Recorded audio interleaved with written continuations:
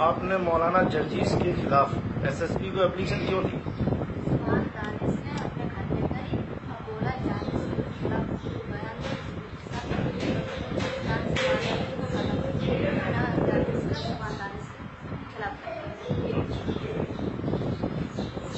क्या आप पहले से हिंदू थी?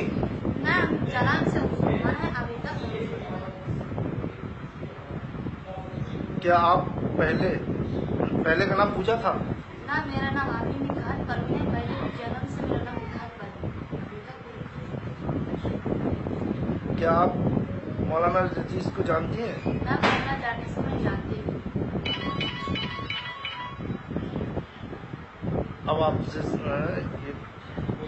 क्या आप मौलाना कभी आपके घर गए? जी। क्या मौलाना जर्जीस आपकी बेटी को जानते हैं? जी।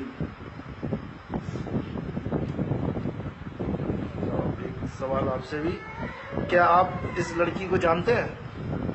देखिए, पहले तो मैं ये बता दूं कि इस वक्त जो है हमारे सामने वो बिहार से आई हुई वो लड़की भी बैठी हुई है जिसका नाम निखात परवीन है और जिसके द्वारा एप्लीकेशन दी गई थी। और ये हमारे साथ बैठे हुए हैं, ये उस लड़की के बाप हैं जो बिहार से आए हुए हैं और यहाँ पुलिस थाने में उनको बुलाया गया था। तो मैं आपको बता दूं कि ये एप्लीकेशन 1/10/2016 यानी 1 अक्टूबर 2016 को लड़की की तरफ से दी गई, जिसमें दिया गया था मौलाना जर्जीस द्वारा शादी का झांसा देकर शारीरिक शोषण किए जाने के संबंध में। जिसमें लिखा था कि मेरा नाम पूजा है और मैं निखात, अब मेरा नाम निखात है, मैं संतोष कुमार की बेटी हूँ और मेरी उम्र 16 साल है। और मौलाना जर्जीस साहब से हमारा ताल्लुक 1 साल पहले हुआ। इन्होंने मुझसे कहा कि धर्म परिवर्तन कर लो, यानी मुसलमान हो जाओ तो मैं तुम्हारे साथ शादी कर लूंगा। ये एप्लीकेशन इस लड़की की तरफ से दी गई है, जिसमें खुद ये लड़की यहाँ ये बयान दे रही है कि ये ऐसा अब्दुल सुबहान दानिश के कहने पर मैंने किया है। और उसने यहाँ तक कि इस लड़की को 2-3 दिन अपने घर पे रखा और रखने के बाद उसने कहा कि अगर तुम जर्जीस के खिलाफ ये बयान नहीं दोगी और ऐसा नहीं लिखोगी तो हम तुम्हें कत्ल कर देंगे, तुम्हें जान से मरवा देंगे। तो अब ये लड़की खुद ही बैठी है और ये कभी जिंदगी में पूजा नहीं रही है। इसका पुराना नाम निखात है और ये आज तक निखात ही है। और ये उसके बाप बैठे हुए हैं उस लड़की के, और इनका भी नाम उसमें लिखा हुआ है संतोष कुमार। आप लोग खुद फैसला कर लें और इनको देख लें, ये कभी संतोष कुमार रहे हैं? इनके पास इनका भी आधार कार्ड है और पहचान पत्र है, उसमें इनके भी बाप का नाम गयासुद्दीन लिखा हुआ है। यानी इस लड़की के दादा भी मुसलमान थे, ये भी मुसलमान हैं और लड़की भी मुसलमान रही। दूसरी बात यह है कि मैं इस लड़की को कभी जिंदगी में न तो इससे बात किया, न मैं इसको जानता हूँ और न ही मैंने कभी भी इस लड़की से कोई भी किसी भी किस्म की कोई बात की है। दूसरी बात यह है कि ये पेपर में जो निकला है, ये पेपर में भी निकला है। इस पेपर का नाम है हिंदुस्तान। इस हिंदुस्तान के अंदर निकला है, जिसमें साफ तौर पे ये दिया है कि शादी का झांसा देकर किया दुष्कर्म। और इसमें भी उस लड़की की तरफ से ये लिखा जा रहा है कि पहले मेरा धर्म परिवर्तन कराया और फिर बिहार में तकरीर के दौरान मौलाना ने किशोरी को अपने जाल में फंसाया। पीड़ित ने एसएसपी से गुहार लगाई। ऐसा ही एक आरोप 1 साल पहले भी बनारस की रहने वाली युवती पे लगा चुका है। मैं सिर्फ इतना बताना चाहता हूँ कि सुबहान दानिश 10 साल पहले चुनाव में मुझसे हार गया, जिसकी बौखलाहट उसको इतनी सवार है कि वो लड़कियों का तस्कर बन गया है। कभी बनारस से कोई लड़की लाता है और वो इटावा में मेरे ऊपर केस करवाना चाहता है, लेकिन वो इटावा में केस नहीं हुआ। फिर वो बनारस के अंदर उसने केस करवाया, फिर वो चार्जशीट बन के जब तैयार हुई तो उस चार्जशीट के अंदर मेडिकल रिपोर्ट में कुछ नहीं आया, लड़की होटल भी नहीं बता पा रही है। और तीसरी बात सबसे बड़ी यह है कि लड़की के माँ बाप यानी बनारस की लड़की के माँ बाप ने भी इस बात को एक्सेप्ट किया कि मौलाना जर्जीस कभी हमारे घर नहीं आए हैं। तो अब्दुल सुबहान दानिश बार बार ये कहता है कि हमें इसको ओहदे से हटाना है। ये पूरी जमात अहले हदीस के मगरबी यूपी के अमीर हैं, हमको किसी भी तरीके से इस ओहदे से इसको हटाना है। एक नहीं, हमको 50 लड़कियां भी लाने की जरूरत पड़ेगी तो हम लाएंगे। तो ये एक गिरा हुआ काम कर रहा है। और आप लोगों को मैं सबको ये बताना चाहता हूँ कि ये ना तो अहले हदीस है, ना देवबंदी है, ना बरेलवी है। ये शियों में शिया बन जाता है, देवबंदियों में देवबंदी बन जाता है, बरेलवियों में बरेलवी बन जाता है, अहले हदीसों में अहले हदीस बन जाता है। इसका काम सिर्फ ठगी करने का है और चंदा करने का है। इसका न तो कोई एनजीओ चल रहा है और ना ही इसका कोई मदरसा चल रहा है। और ये भी कहता है जाकर कि मैंने इतने हिंदुओं को मुसलमान किया है। इसने आज तक 2-3 हिंदुओं को भी मुसलमान नहीं किया है।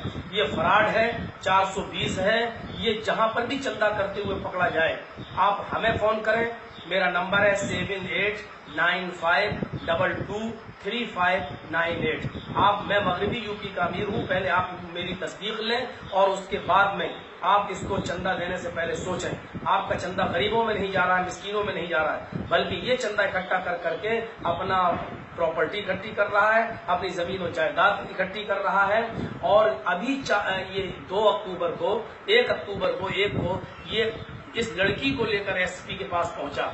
ये पहुंचा सुभान दानिश, मेहतर टोले के मोहम्मद अखलाक, जिनकी वल्दियत मोहम्मद यूसुफ है, और तीसरे मसरूर, जो अपने आप को बहुत बड़ा इमाम और बहुत बड़ा काबिल समझता है, जिसकी वल्दियत अब्दुल हमीद है, जो शादगिरान का रहने वाला है, और एक मोहल्ला बगिया का राशिद। ये वो लोग हैं जो 100 और 200 रुपए में अपना ईमान बेचते हैं। ये 4 लोग इस लड़की को लेकर एसएसपी के पास पहुंचे और हिंदू मुस्लिम को लड़ाने का काम इन्होंने किया।